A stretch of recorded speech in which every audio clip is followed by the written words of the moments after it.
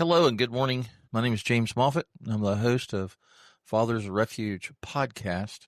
I'm going to do episode 4 now. And this is the last article that I've written in a series of articles. And it's called Grief Changes Everything. Jessica Ann, a story of courage, faith, and love. It was August 5th, 2001, around 2 a.m. when I watched Jessica take her last breath. She'd been in hospice care for 2 or 3 weeks, and we knew the end was near. I held her hand and watched her leave this earth. 14 months earlier, we rushed Jessica to MUSC Children's Hospital for emergency surgery.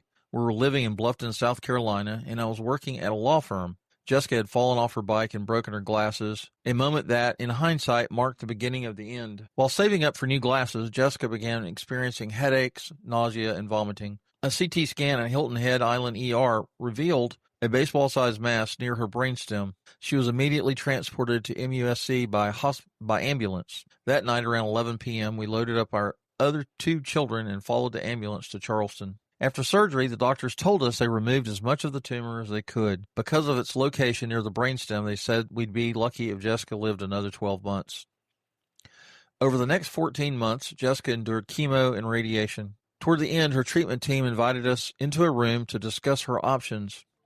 Our pastor, Tom, director of chaplains at Trident Medical Center, joined us. The team explained that they had done everything humanly possible. A bone marrow transplant might help, but it would make her deathly ill and still might not cure her. Pastor Tom broke it down for us. Jessica had a 1 in a million chance of surviving. I don't remember the exact type of cancer. One was less aggressive, but the other was relentless. It would be the one to take her life. I remember standing in Jessica's hospital room with Katie, telling her what the doctors had said. We explained the risks and isolation required for the transplant. Jessica listened, asked questions, and then said, "I'm done with the hospital. I just want to go home." So we brought Jessica home. Hospice arranged a hospital bed and everything she needed to be comfortable. Throughout this 14 months, we brought Jessica to church so our extended family could surround her in prayer. I prayed more during that time than I ever had in my life. I cried, begged, pleaded, and bargained with God. I walked the road near our house, beer in hand, yelling at God in the rain. My neighbors probably thought I was a crazy man at the end of the street. Jessica handled her illness with more grace than Katie and I did. Despite the treatments and hospital stays, she always smiled and laughed at my dad jokes. "Oh, Daddy," she'd say, "that was so funny." She was tender-hearted and protective of her siblings. If someone got in trouble, she'd confess, even when she wasn't the one responsible. As her condition worsened, we asked friends and family to visit. At one point, Jessica was too sick to attend church, and no one reached out. I called our pastor and asked why. He said people didn't know what to say or do. I told him, "Just come, be near her, help around the house, give us an hour to breathe." Once he made an announcement, people came. We weren't looking for answers or miracle cures, though they poured in by the hundreds. We just needed presence, love, and support.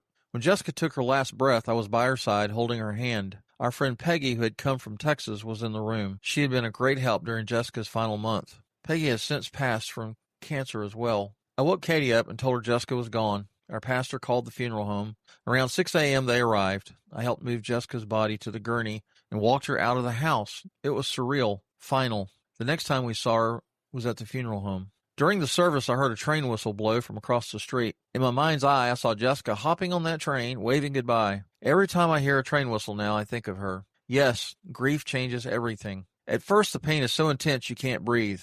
Jessica was gone, but her things remained. Even after hospice removed the equipment, I could still see her in that bed.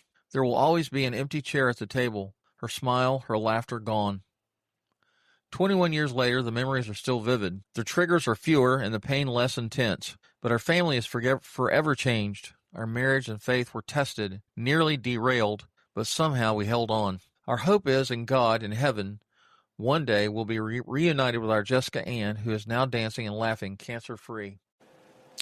Hello, everyone. James Moffitt here with Father's Refuge podcast.